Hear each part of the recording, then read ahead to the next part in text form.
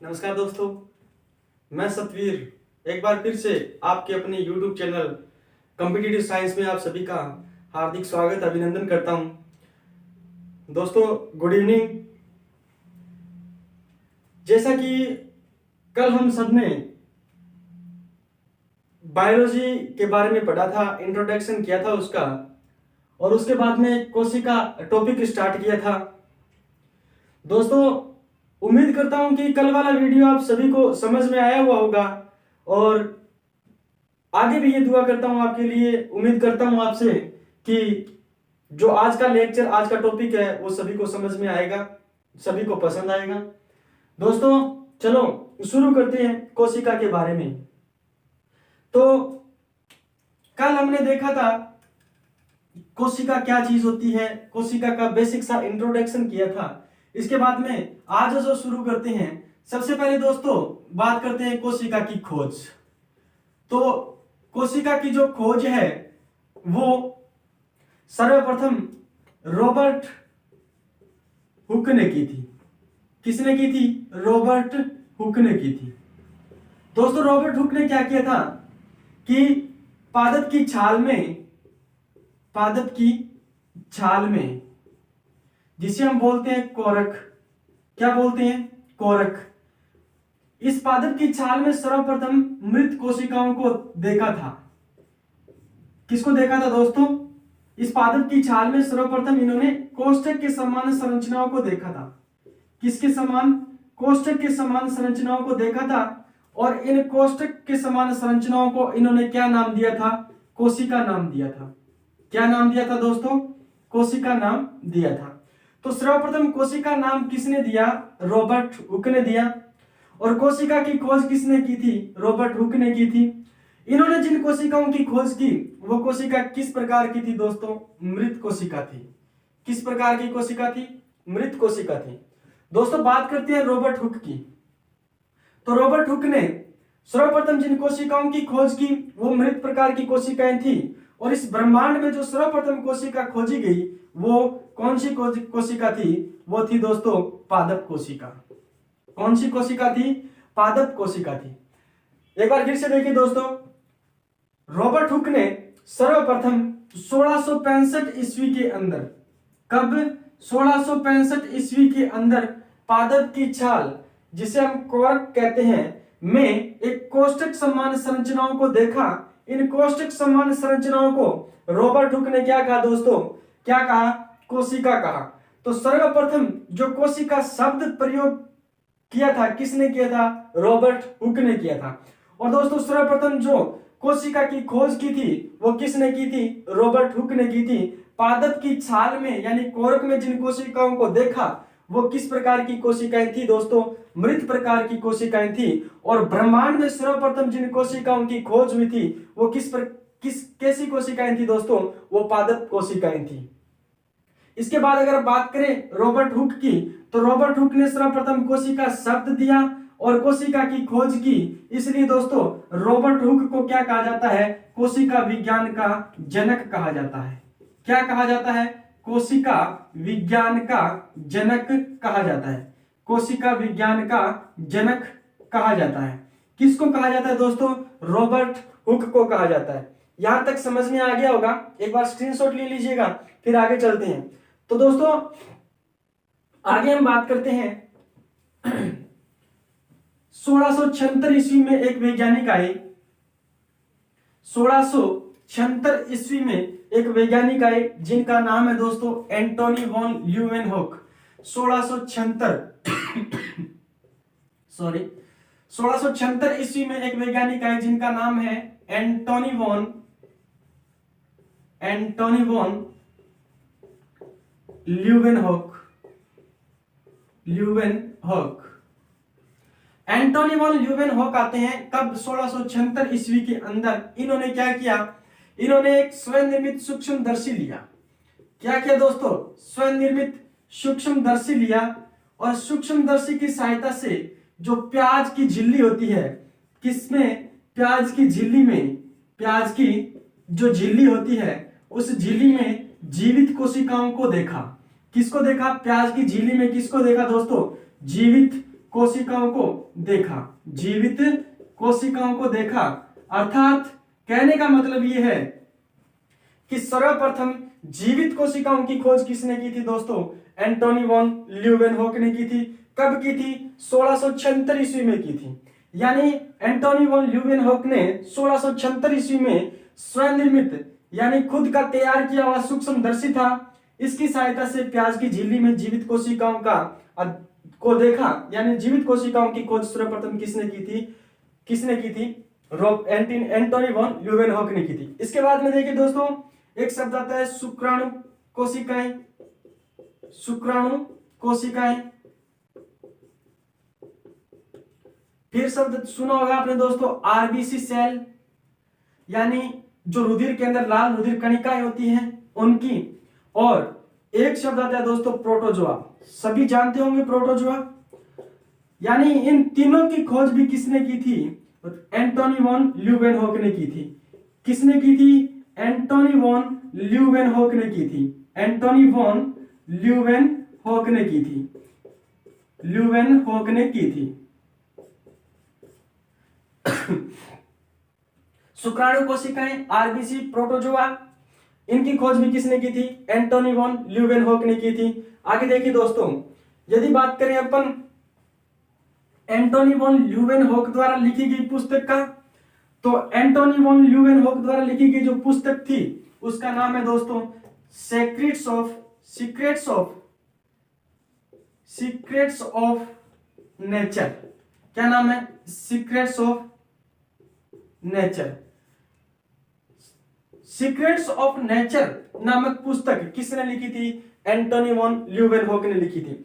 ध्यान से देखिए दोस्तों, एंटोनी वॉन ल्यूवेनहोक ने 1676 ईस्वी में जीवित कोशिका की खोज की। और किसमें की थी? स्वनिर्मित माइक्रोस्कोप या सूक्ष्मदर्शी लिया, उसकी सहायता से प्याज की झिल्ली में जो सर्वप्रथम खोज की वो किसकी खोज की थी दोस्तों? जीवित कोशिकाओं की। इनके द्वारा लिखी गई पुस्तक का नाम सीक्रेट्स ऑफ नेचर है। इसके साथ साथ दोस्तों इन्होंने शुक्राणु कोशिकाएं की और आरबीसी की, और इसके बाद में देखें तो प्रोटोजोआ की खोज भी किसने की थी? एंटोनी वॉन ल्यूवेनहोक ने की थी। यदि हम बात करें दोस्तों एंटोनी वॉन ल्यूवेनहोक की, तो ये कहां के रहने वाले थे? ये हॉलैंड के रहने वाले थे। कहां के रहने वाले थे? हॉलैंड के रहने वाले थे। अब दोस्तों बात आती है सन 1824 में। कब की? सन 1824 की बात है। एक वैज्ञानिक आए जिनका नाम है RJH ड्यूट्रोचेट। 1824 ईस्वी में एक वैज्ञानिक आए जिनका नाम है RJH ड्यूट्रोचेट।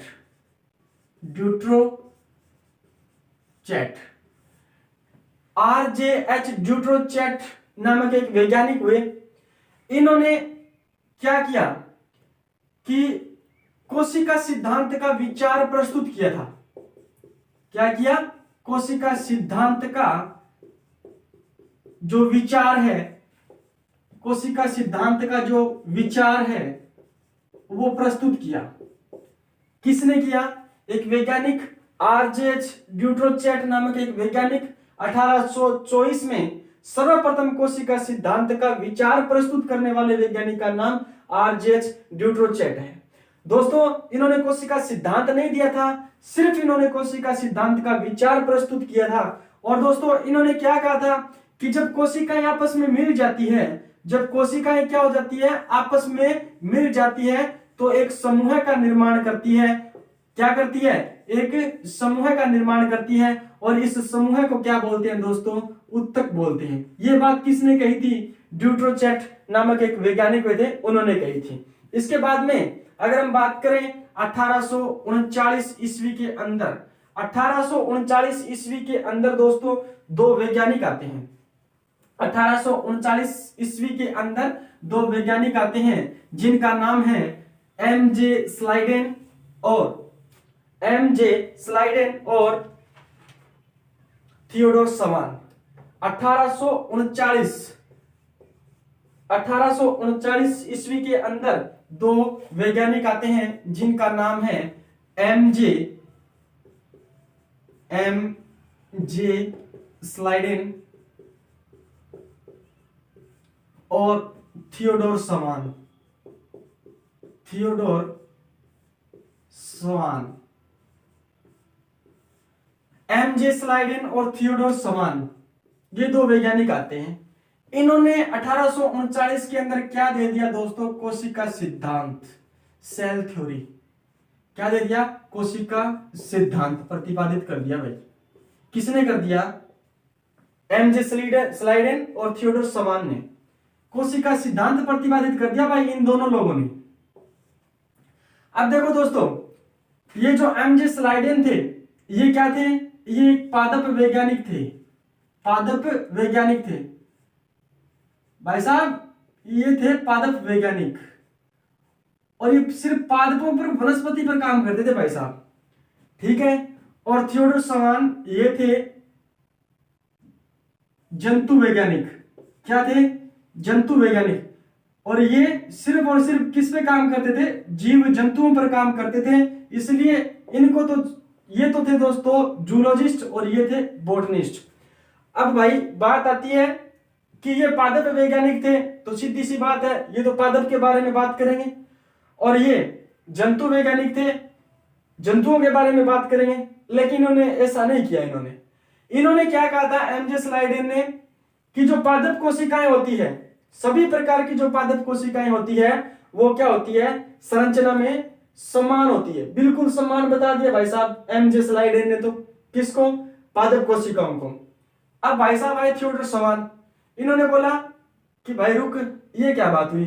इन्होंने कह दिया, थियोडोर सवान ने कह दिया कि अगर हम बात करें जंतु कोशिका और पादप कोशिका दोनों की, और इन दोनों को जब अध्ययन करते हैं अपन, इन दोनों की संरचना का अध्ययन करते हैं, तो भाई साहब इनके बीच में बहुत बड़ा अंतर दिखाई देता है। वो अंतर कोशिका भित्ति का होता है। किसका होता है? कोशिका भित्ति का होता है। लो भाई साहब, इन्होंने तो एक अंतर स्पष्ट कर दिया, कोशिका भित्ति का एक अंतर दिखाई देता है। इन्होंने कह दिया कि जो पादप कोशिकाएं होती है, उनके ऊपर तो क्या पाई जाती है दोस्तों? कोशिका भित्ति पाई जाती है। लेकिन जो जंतु कोशिकाएं होती है, उनके ऊपर क्या नहीं पाई जाती? कोशिका भित्ति नहीं पाई जाती। लेकिन जो अंदर का मटेरियल होता है, वो लगभग इन दोनों का क्या होता है? समान होता है। ये बात किसने कह दी? किसने कह दी भाई? थियोडोर सवान ने कह दी। थियोडोर सवान ने क्या कहा कि पादप कोशिका और जंतु कोशिका का जब अध्ययन करते हैं, आंतरिक संरचना का जब अपन अध्ययन करते हैं, तो इनके बीच एक अंतर दिखाई देता है, और वो कोशिका भित्ति का अंतर होता है। यानी जो पादप कोशिकाएं होती है दोस्तों, उन पर तो क्या पाई जाती है? कोशिका भित्ति पाई जाती है। लेकिन जो जंतु कोशिकाएं होती है, उन पर किसी प्रकार की कोई भित्ति नहीं पाई जाती। लेकिन जो अंदर का सिस्टम होता है, अंदर का मेटीरियल होता है, आंतरिक संरचना होती है, वो लगभग क्या होती है? इनकी समान होती है। ये बात इन दोनों ने बोली भाई। तो इन दोनों की जो बातें मिलकर के किसका रूप ले लेती है दोस्तों? कोशिका सिद्धांत का रूप ले लेती है। यदि हम बात करें आगे, तो एक वैज्ञानिक आते हैं 1855 के अंदर। 1855 के अंदर एक वैज्ञानिक आते हैं भाई, जिनका नाम है, बहुत सारे वैज्ञानिक आएंगे भाई। 1855 के अंदर एक वैज्ञानिक आते हैं जिनका नाम है रुडोल्फ विर्चोव। रुडोल्फ विर्चोव। रुडोल्फ विर्चोव। रुडोल्फ विर्चोव। आगे भी वह और पीछे भी वह, ठीक है ना भाई? रुडोल्फ विर्चोव। 1855 ईस्वी के अंदर एक वैज्ञानिक आए, रुडोल्फ विर्चोव। अब देखो इन्होंने क्या अटपटी लाइन बोली है। इन्होंने एक अटपटी सी लाइन बोल दी भाई जर्मन भाषा के अंदर। अब किसी को हिंदी अनुवाद आता है तो ठीक है, वरना वो तो जर्मन में ही रहेगी। देखो भाई इन्होंने क्या कहा? इन्होंने कहा ओमनीज, क्या कहा? ओमनीज सेलुला ई सेलुला। लो भाई ये बात बोल दी इन्हें, ओमनीज सेलुला ई सेलुला। भाई समझे क्या? समझे क्या? समझा कोई नहीं भाई साहब, अपन तो रटी रटाई बातें पढ़ रहे हैं। इन्होंने क्या बोला? ओमनीज सेलुला ई सेलुला। ये भाई जर्मन भाषा में बोला इन्होंने। और जब इनका हिंदी अनुवाद बनाया गया तो भारतीय वैज्ञानिक बोले भाई कि ओमनीज सेलुला ई सेलुला का मतलब क्या होता है? इन्होंने बोला कि जो पुत्री कोशिकाएं होती है, पुत्री कोशिकाएं अर्थात जो नई कोशिकाएं होती है वो पूर्व में उपस्थित कोशिकाओं से यानी जनक कोशिकाओं से, पूर्व में उपस्थित कोशिकाओं से यानी जनक कोशिकाओं से ही बनी होती है, जनक कोशिकाओं से ही बनी होती है। ये बात किसने बोली भाई? रूडोल्फ विर्चोव साहब ने बोल दी, कोशिकाओं से बनी होती है। भाई ओमनिज सेलुला ई सेलुला का मतलब होता है कि जो पुत्री कोशिकाएं होती है, जो नई कोशिकाएं होती है वो पूर्व में उपस्थित कोशिकाओं से या फिर जो पुरानी कोशिकाएं होती है उनका परिणाम होती है भाई पुत्री कोशिकाएं या फिर नई कोशिकाएं। ये बात किसने बोली थी भाई? ये बात बोली थी रूडोल्फ विर्चोव ने बोली थी। तो भाई साहब आगे देखिए, आगे एक वैज्ञानिक आते हैं भाई, दो वैज्ञानिक आते हैं। सन वगैरह याद नहीं रखना, बस दोनों वैज्ञानिकों का नाम याद रखना है। और वो वैज्ञानिक थे सिंगल, यानी एक तो देख लो सिंगल आदमी हो एक तो, और दूसरा था सिंगल व निकोलसन। निकोलसन, सिंगल व निकोलसन दो वैज्ञानिक थे। इन्होंने क्या दिया? इन्होंने कोशिका झिल्ली सिद्धांत दे दिया भाई। इन्होंने क्या दे दिया? कोशिका झिल्ली सिद्धांत। बायो पढ़ोगे तो बहुत सारे सिद्धांत आएंगे, बहुत सारे वैज्ञानिकों के नाम आएंगे, अटपटे नाम आएंगे, याद रखने होंगे भाई। इनकी कोई ट्रिक नहीं है याद रखने की। सिंगल व निकोलसन नाम के दो वैज्ञानिक हुए जिन्होंने कोशिका झिल्ली सिद्धांत दे दिया भाई, कोशिका झिल्ली सिद्धांत दिया। अब देखो भाई, यहां तक बात होगी और बन गया आधुनिक कोशिका सिद्धांत। यहां तक बात होगी, अब बन गया भाई आधुनिक कोशिका सिद्धांत। आधुनिक कोशिका सिद्धांत में तीन बातें बहुत ही महत्वपूर्ण बातें हैं भाई। आधुनिक कोशिका सिद्धांत के अंतर्गत तीन महत्वपूर्ण बातों का उल्लेख किया गया है। पहली बात तो क्या है कि हमारा जो शरीर है, सजीव जो शरीर है वो क्या होता है? कोशिकाओं से मिलकर बना होता है। और इस शरीर की कोशिकाएं जो होती है वो शरीर की संरचनात्मक और क्रियात्मक इकाई होती है। जो आधुनिक कोशिका सिद्धांत है इसकी पहली बात क्या है? इसकी पहली बात यही है कि जो कोशिका होती है वो सजीव शरीर की संरचनात्मक इकाई होती है और क्रियात्मक इकाई होती है। संरचनात्मक इकाई होती है और क्रियात्मक इकाई होती है। पहली बात तो ये थी भाई। अब दूसरी बात क्या है? दूसरी बात होती है कि इस ब्रह्मांड के अंदर जितने भी जीवधारी है उनका शरीर किससे मिलकर बना होता है? कोशिकाओं से मिलकर बना होता है। दूसरी बात यह है। तीसरी बात क्या है? तीसरी बात यह है दोस्तों कि जितनी भी पुत्री कोशिकाएं होती है या बनने वाली जो नई कोशिकाएं होती है वो अपनी जो पूर्ववर्ती कोशिकाएं होती है, जो पुरानी कोशिकाएं होती है या जनक कोशिकाएं होती है उनका ही परिणाम होती है, उनके द्वारा ही वो बनती है। ये तीन बातें थी आधुनिक कोशिका सिद्धांत के अंदर। अब देखो इसके बाद में बात आती है एक वैज्ञानिक और आगे। अब उन्होंने क्या पंगा किया? देखो एक वैज्ञानिक आए लुईस पास्चर। लुईस पास्चर नामक एक वैज्ञानिक आए।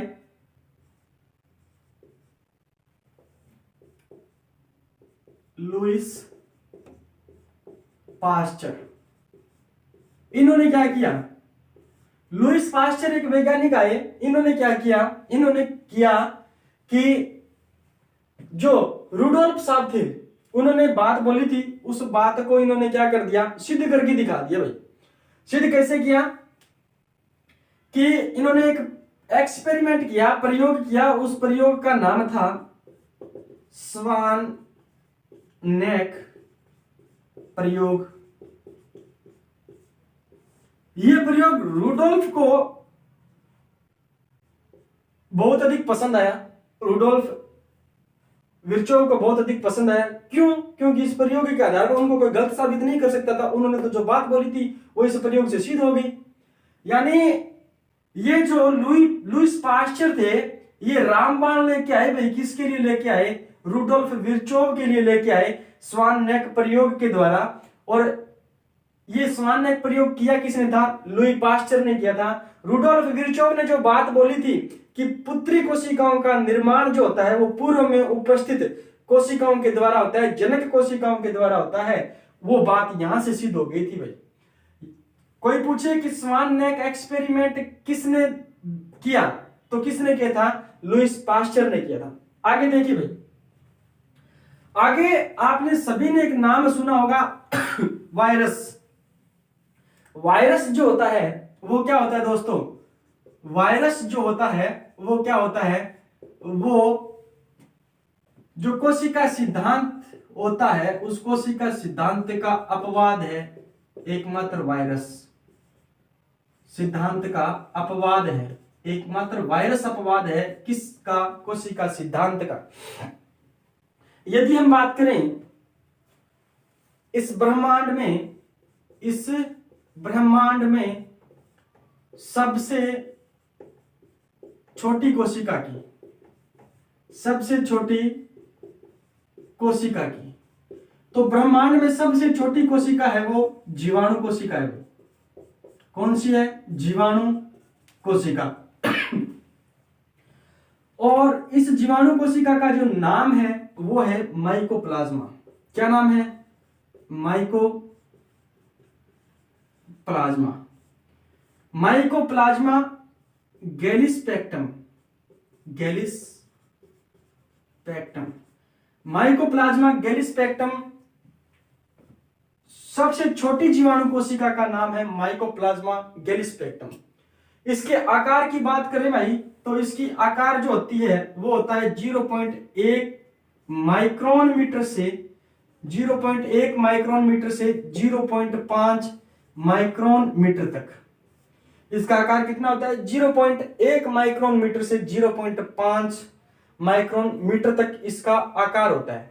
यदि हम बात करें माइकोप्लाज्मा गैलिस्पेक्टम की तो इसको और किस किस नाम से जाना जाता है?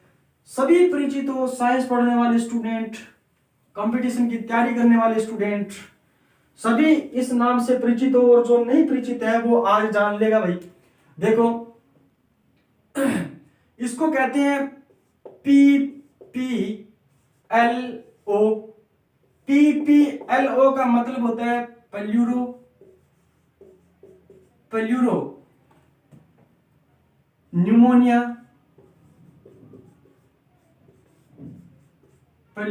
Pneumonia like organism.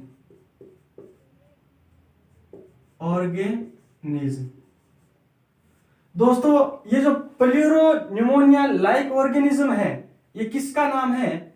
ये है दोस्तों माइकोप्लाज्मा गैलिस्पेक्टम का।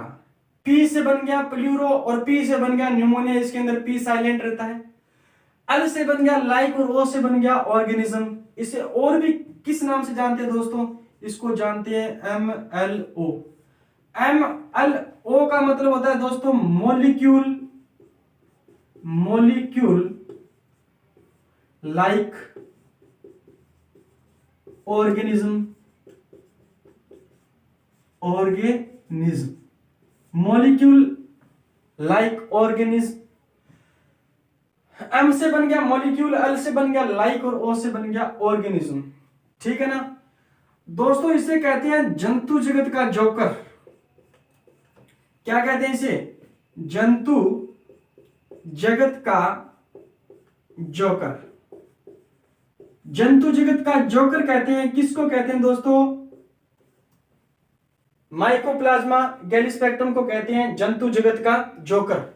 अब क्यों कहते हैं भाई जंतु जगत का जोकर? क्योंकि इसके अंदर अपना रंग परिवर्तन करने की ताकत पाई जाती है, क्षमता पाई जाती है।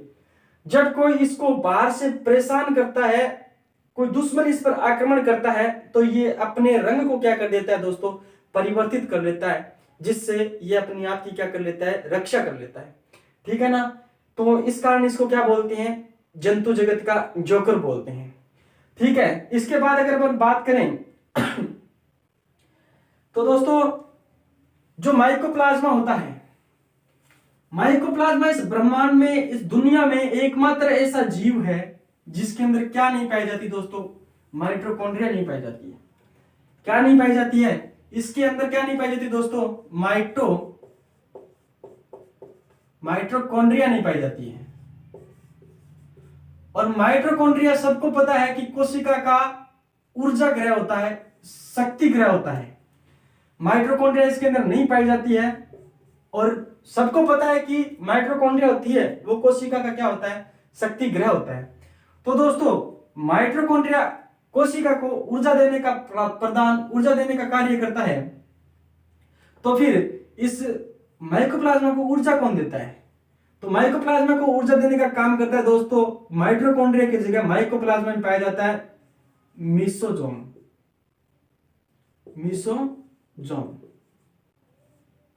मीसोजोम माइकोप्लाज्मा में क्या पाया जाता है, मीसोजोम पाया जाता है। मीजोसोम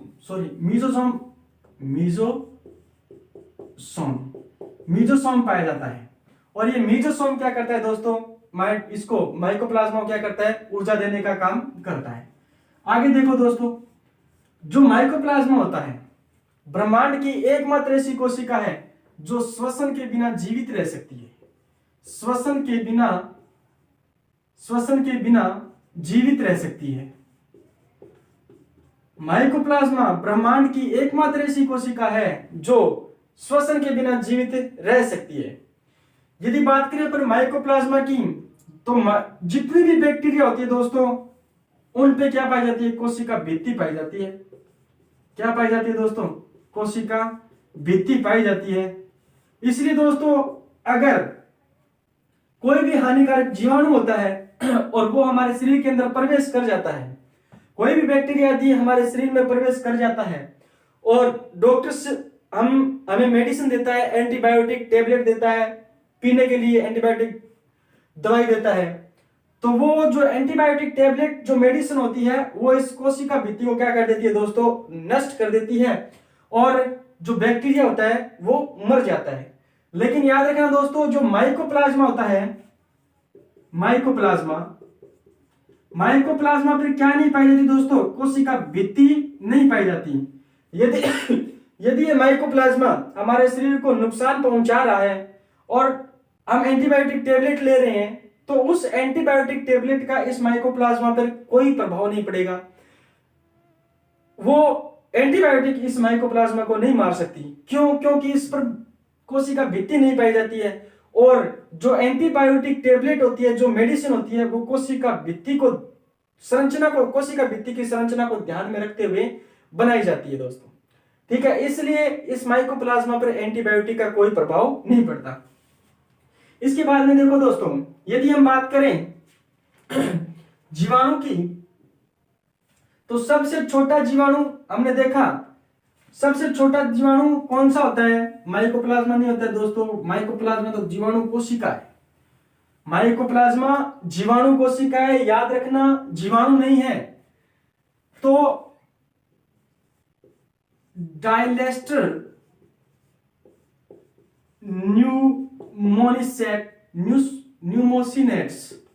न्यूमोसिनेट्स एक जीवाणु होता है, वो सबसे छोटा जीवाणु है। क्या होता है दोस्तों, डायलेस्टर न्यूमोसिनेट्स नाम का एक जीवाणु होता है, वो सबसे छोटा जीवाणु है। क्या है, सबसे छोटा जीवाणु है, सबसे छोटा जीवाणु। दोस्तों इसके ऊपर कोशिका भित्ति पाई जाती है, इसलिए ये जीवाणु है।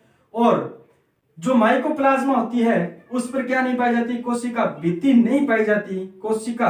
माइकोप्लाज्मा पर कोशिका भित्ति नहीं पाई जाती, इसलिए वो दोस्तों एक कोशिका है, जीवाणु नहीं है, जीवाणु कोशिका है। ठीक है ना। और ये डायलेस्टर न्यूमोसिनेट्स एक सबसे छोटा जीवाणु है। इसके बाद अगर हम बात करते हैं इस ब्रह्मांड में जो सबसे बड़ी कोशिका होती है, ब्रह्मांड में सबसे बड़ी कोशिका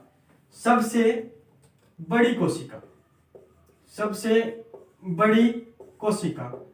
तो सबसे बड़ी कोशिका सॉरी, सबसे बड़ी जो कोशिका है उसका नाम क्या है दोस्तों? शुतुरमुर्ग का अंडा। शुतुरमुर्ग का अंडा।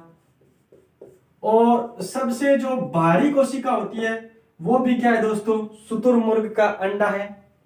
मानव शरीर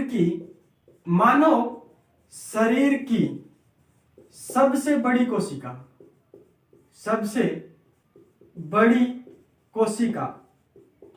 मानव शरीर की जो सबसे बड़ी कोशिका होती है वो कौन सी होती है दोस्तों?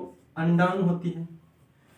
मानव शरीर की सबसे छोटी कोशिका, मानव शरीर की सबसे छोटी जो कोशिका होती है वो शुक्राणु होती है दोस्तों। कौन सी होती है? शुक्राणु होती है।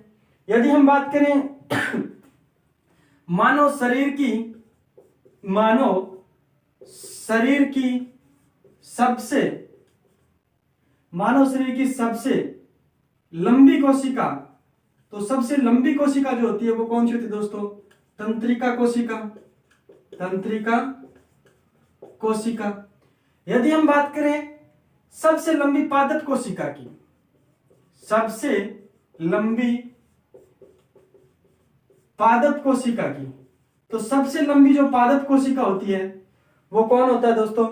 वो होती है रेमी का रेशा।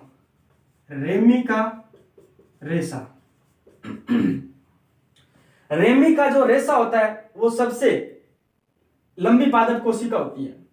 यदि हम बात करें सबसे बड़ी जंतु कोशिका की, तो सबसे बड़ी जो जंतु कोशिका होती है, सबसे बड़ी जंतु कोशिका, तो वो भी कौन सी होती है दोस्तों? तंत्रिका कोशिका होती है। कौन सी होती है? तंत्रिका कोशिका। यदि हम बात करें किसकी? सबसे बड़ी प्रोकैरियोटिक कोशिका, सबसे बड़ी प्रोकैरियोटिक कोशिका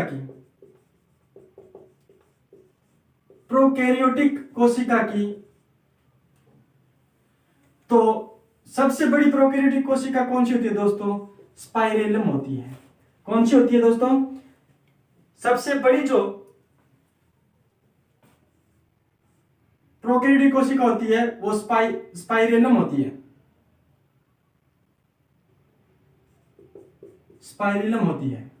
सबसे बड़ी प्रोकैरियोटिक कोशिका स्पाइरेलम होती है। तो दोस्तों उम्मीद करता हूं आज का लेक्चर आप सभी को अच्छा लगा होगा, समझ में आया होगा।